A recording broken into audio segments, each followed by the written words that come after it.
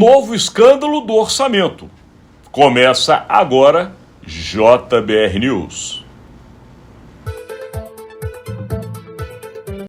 Olá, Rodolfo. Bom dia, Alexandre. Bom dia, amigas, amigos. Bom dia, Rodolfo Lago. Depois de tantos anos, Rodolfo Lago, de você ser premiado por um importante fato, uma notícia que causou surpresa em todo o Brasil, que foi o escândalo dos anões do orçamento. A gente não imaginava que fosse voltar esse tema tantos anos depois. E para você que está do outro lado, só para que você entenda o que está acontecendo, há pouquíssimo tempo atrás, o recém-empossado ministro do Supremo Tribunal Federal, Flávio Dino, que havia sido ministro da Justiça, fez um alerta, que o novo escândalo do orçamento estava para estourar. Naquele momento, pouca gente deu importância a isso, mas agora aconteceu o primeiro fato. E esse fato envolve 3 deputados federais, e os nomes deles são Josimar Maranhãozinho, que é do PL do Maranhão, Bosco Costa, do PL de Sergipe, e Pastor Gil, do PL do Maranhão. Tudo isso aconteceu justamente num desvio que ultrapassa R$1 milhão, cerca de 1,6 milhão de reais, através das emendas PIX, que foram justamente enviadas, para o interior do Maranhão. A cidade foi São José de Ribamar, e essa cidade acabou tendo, por parte do seu prefeito, uma vez sendo investigado, a revelação do esquema. E esse esquema demonstra que está voltando ao Congresso Nacional, se é que já não voltou, claramente, um velho esquema que nós conhecemos e que o Rodolfo Lago pode explicar muito melhor, que é a velha farra com dinheiro que pertence a eu, você, a todos nós, que é o dinheiro do orçamento da União. Não é isso, Rodolfo?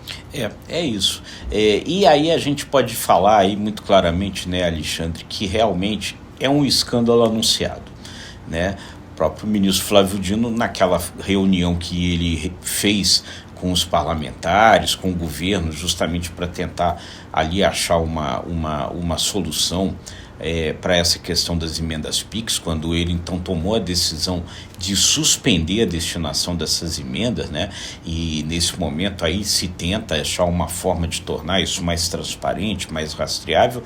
Ele falou, um escândalo vai estourar. Provavelmente, talvez, o ministro Flávio Dino já soubesse que coisas estavam sendo investigadas, porque agora, então, a Procuradoria-Geral da República chega ao que deve ser, Alexandre, uma ponta desse esquema, porque outras coisas talvez venham a aparecer. A denúncia da Procuradoria-Geral da República está sob sigilo, mas as informações que se sabe é que nessa denúncia, esses 3 deputados são acusados de fazer parte de uma organização criminosa para desviar recursos públicos. Ali, no caso, nessa cidade, São José de Ribamar, nesse valor aí, R$1,6 milhão, mas aí é essa que é a questão. O dinheiro do orçamento dessas emendas é um dinheiro pulverizado. Se a gente imaginar que outros esquemas desse tipo aconteçam em outros lugares, nós vamos chegar a valores muito mais altos. E qual é a diferença disso, Alexandre, para aquele antigo esquema do orçamento? Aquele antigo esquema do orçamento, como é que ele funcionava? Se superfaturava o recurso de uma emenda, de uma obra combinada ali com uma empreiteira, enfim, com alguém, e aí se pegava uma parte desse recurso de volta, Assim funcionava o tradicional esquema do orçamento. O que acontece agora com essas emendas PIX, e é o motivo ali da preocupação do ministro Flávio Dino, elas não são transparentes nem rastreáveis. Há um levantamento feito pela Transparência Brasil em julho desse ano, onde a Transparência Brasil afirma que menos de 1% das emendas PIX se sabe quem é o autor, qual é a finalidade da obra e para onde foi o destino. Ou seja, não há a menor possibilidade dos organismos que fazem a auditagem, tribunais de contas, Controladoria Geral da União, saber para onde aquele dinheiro foi, para que ele foi feito. Ou seja, a gente não pode falar que todo esse dinheiro é irregular, mas fica muito fácil você montar um esquema para desviar dinheiro se você não tem transparência nenhuma nem rastreabilidade. E esse esquema agora envolvendo esses 3 deputados lá no Maranhão demonstra uma ponta de um novelo que pode acabar sendo desenrolado se não houver uma mudança logo nessa questão do orçamento. E a Câmara e o Senado resistem a fazer essa mudança. Essa resistência é natural porque eles estão se protegendo, é o corporativismo da casa. De qualquer maneira, isso que você está falando lembra justamente o esquema e o escândalo do orçamento da União, quando envolveu os anões, e você, brilhantemente como jornalista, trabalhou fortemente naquela divulgação da informação, e um dos personagens mais famosos que acabou morrendo, que era justamente um dos assessores do Congresso. Ele não morreu, perdão. Ele não morreu, ele é verdade. Matou a mulher ele matou dele. A esposa, muito bem lembrado. Mas o nome dele, que é José Carlos Alves dos Santos, ele teve uma frase naquela época que foi emblemática. Ele falou: isso é só a ponta do iceberg. É muito semelhante agora. Porque quando se vai no chamado peixe pequeno, na verdade você quer chegar ao tubarão.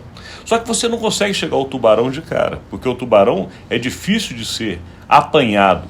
Porém, o peixe pequeno muitas vezes te dá o rastro para chegar no tubarão. E é esse o caso. São 3 deputados aparentemente sem grande expressão, mas são deputados federais, que estão, obviamente, dentro do esquema, porque agora foi revelado através dessa investigação, já se tem provas que mostram o envolvimento deles, e claro, é uma verba considerada ainda pequena nos montantes do orçamento da União, que a gente fala de bilhões de reais, esse não chega a 2 milhões, mas é justamente a história do peixe pequeno. É através dele que se chega no tubarão, e voltamos a essa frase que foi emblemática naquela época do escândalo do orçamento.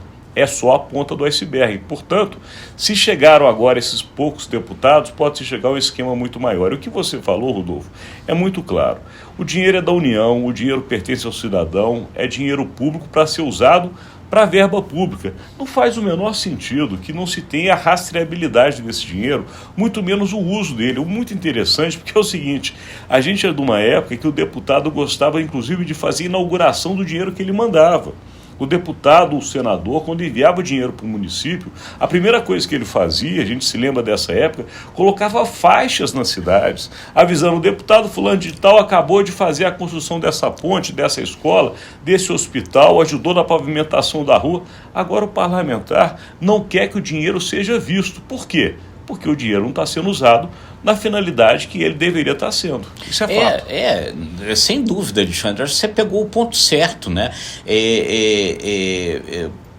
No caminho normal, no caminho que tem justificativa, se um deputado destina recursos para a sua base parlamentar, ele quer ter dividendo político com aquilo. Então é lógico, ele quer que todo mundo saiba que aquele dinheiro daquela obra que beneficiou a cidade, aquele dinheiro foi uma iniciativa dele.